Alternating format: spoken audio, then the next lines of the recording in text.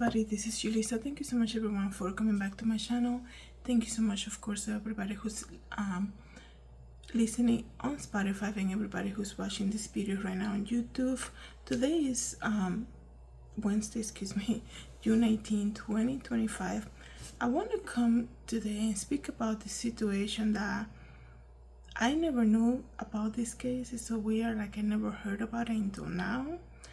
But there's a reason why this is being brought up again. Before I continue, thank you to everybody who has been subscribing and following me on Spotify. Don't forget to do that. Follow the podcast on Spotify. It really helps me as a creator.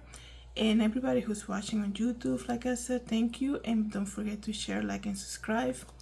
And if you want to check out my Julissadesigns store, you can just visit julissadesigns.shop or to my main website, which you can probably see it everywhere. If you follow the channel, it's julissadesigns.com, and that's Julissa with 2 S's. So there's a lot happening in the church. There's no secret about it. Everybody know. The biggest news that came out in this month is Michael Tate, obviously. A lot has been happening since late 2023, like I come here and tell you guys all the time. One thing though, and I don't know if it's church related, but I know he used to visit, he used to go to, what's his name, the pastor that got sick at TD Jakes' church, right? And one time I saw him praying for TD Jakes. Tyler Perry has been in the news since yesterday because he's been there's a lawsuit about him, and I didn't even know like how to approach that, right? Meaning like I didn't know like what to say about it. That's why I make an episode about it. But one thing I gotta say though, everything that this man who is accusing Tyler Perry of whatever they did, right, which I'm not gonna go into details because this video is not about that. It sounds so familiar. It's the same modus operandi of these people that are abuser in the industry. I know there is just a lawsuit, but it sounded just like the Michael Tate victims. It sounded the same thing. You know, he invited me to his house, I drank something, and then I woke up to this. And we saw the same thing happen with Cosby, with the big movie guy that is in trial too, maybe Epstein, and then the Weinstein, right, Harvey Weinstein. It's the same way. It's the same way that these people operate, okay? And to see somebody so big as Tyler Perry and this lawsuit that's being presented now about him and his connection with TD Jakes and all of that, like, it's like you don't even know like how to speak about it, right? So it's just one thing that was brought to my attention, like it was like big red flag to me, was how similar the victims have the same basically story, because it's the same way that these people operate.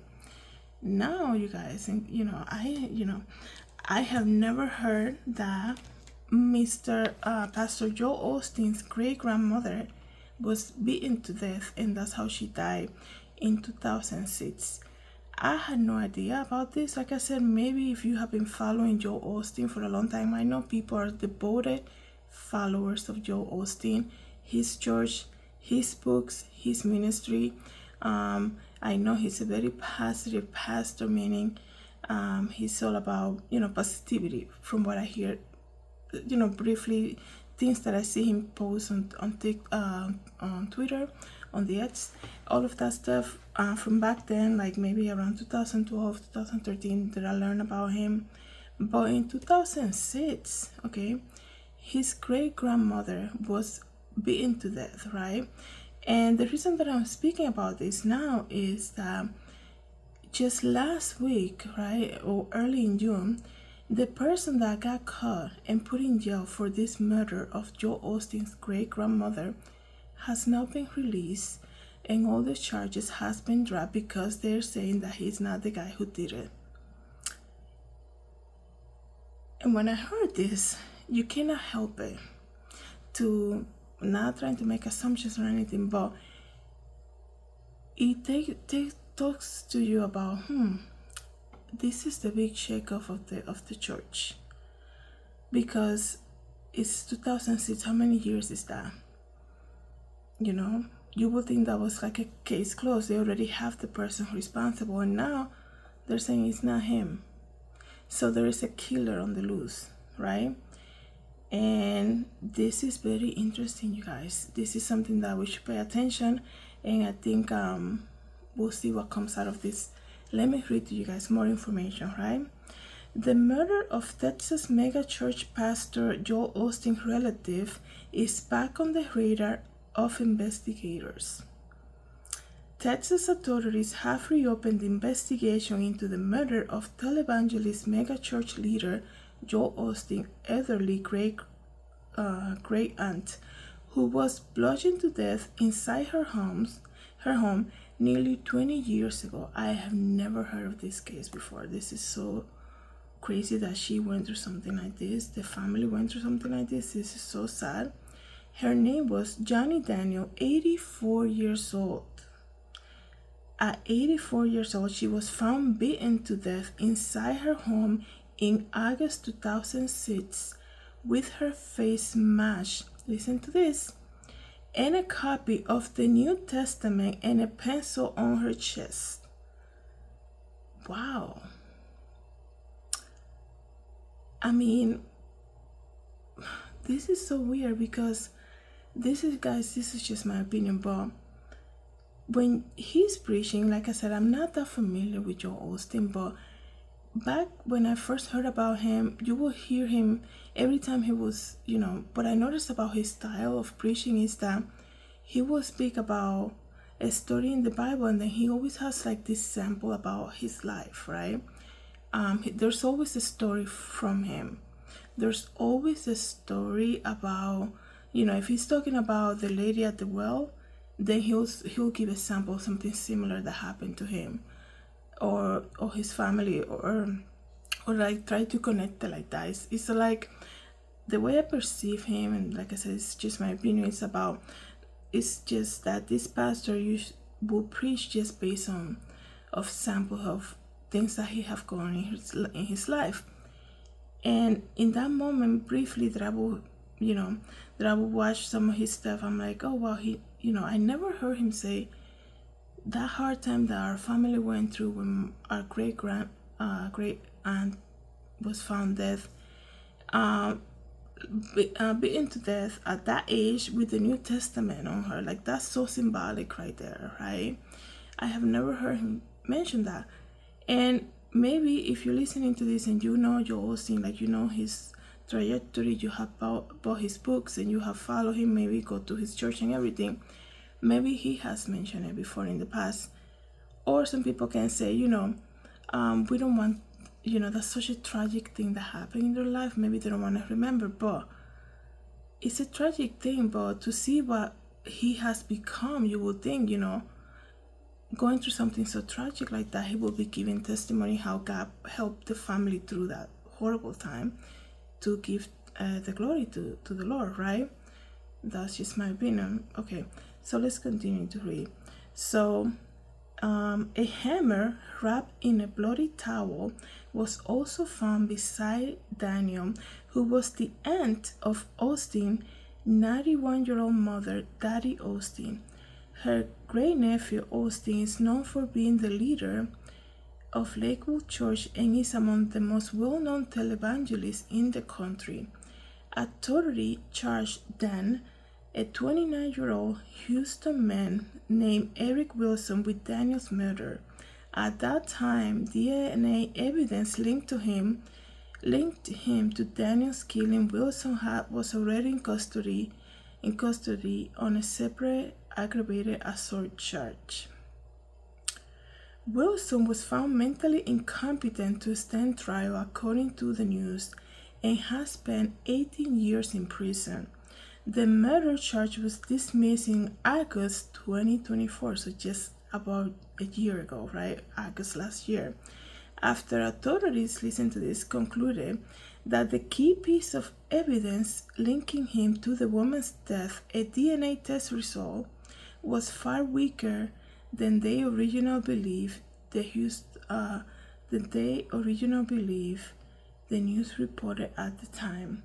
Wilson, then 47, pleaded guilty to unrelated aggravated assault charge and was released on parole this March of 2025. Okay, with the prime suspect in the case now free, investigators have reopened the case.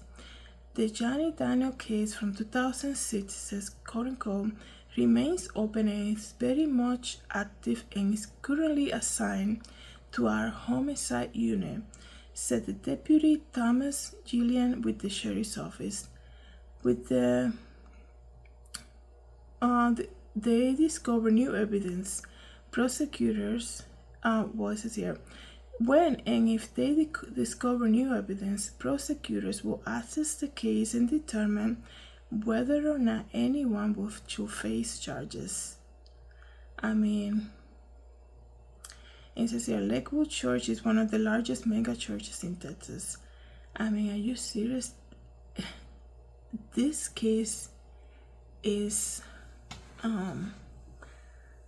this is crazy. Like, what do you mean? If you find new evidence, you don't know if you're gonna press charges. This 84-year-old elderly was beaten to death, and she was bludgeoned to death with a hammer. I do apologize if I'm being too graphic here, but such a tragic thing that happened to her, so brutal, so like inhumane. Craziness here.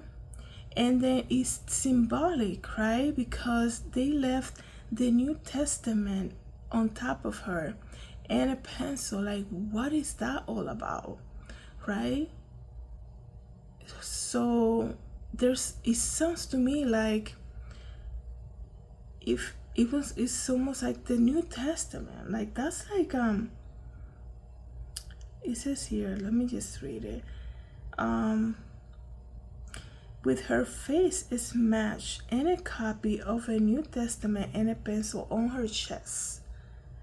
You know when they say, and I came here yesterday too and told you not to read too much into details, but when investigators, right, when every time you see these shows, they always say, how do you know it's a passion murder just by looking at the victim? They say it's when they do something to their face, right?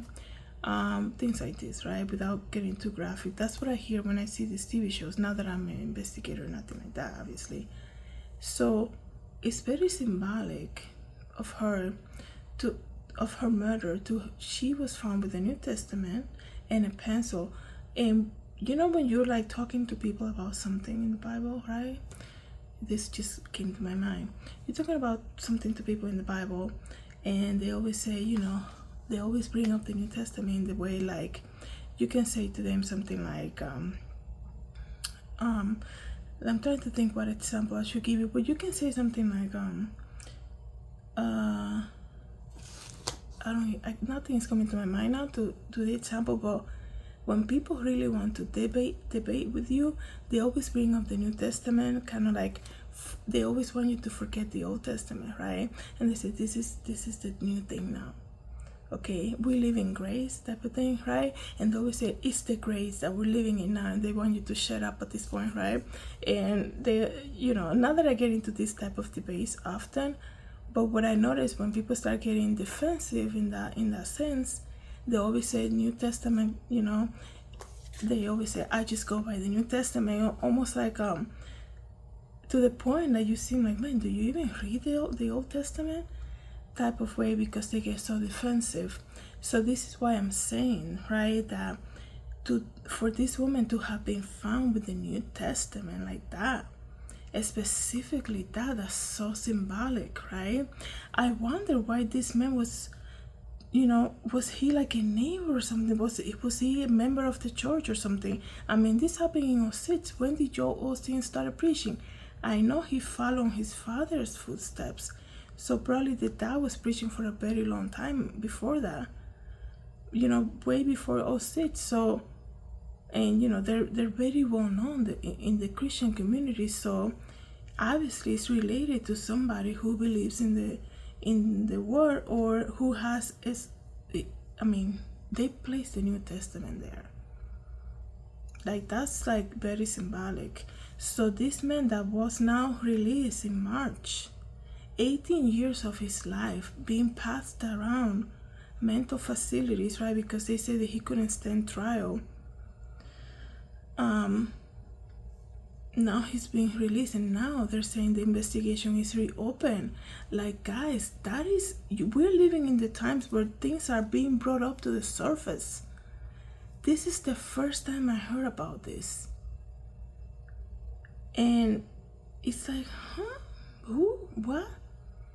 I mean, like I said, Joel Osteen, the little bit that I've seen him preaching on TV, is this man gives a lot of testimonies when he's preaching, right? This is the first time I heard about something like this so tragic had happened to his family.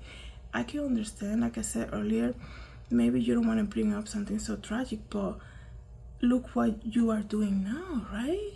You're like it says here, a televangelist, very well known pastor of the mega church Lakewood, right? That's the name of it, in Houston.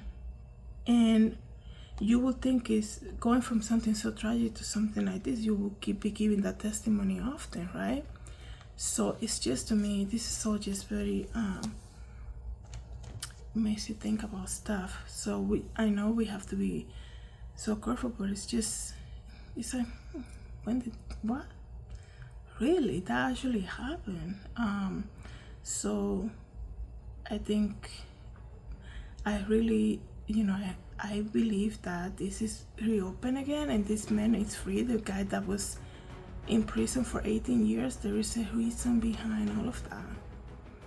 And we'll see what happens after that. Let me know, guys, what you think about this. Thank you so much, everybody, for coming back to my channel. Thank you to everybody who's listening in the podcast. Have a good day, everybody. God bless.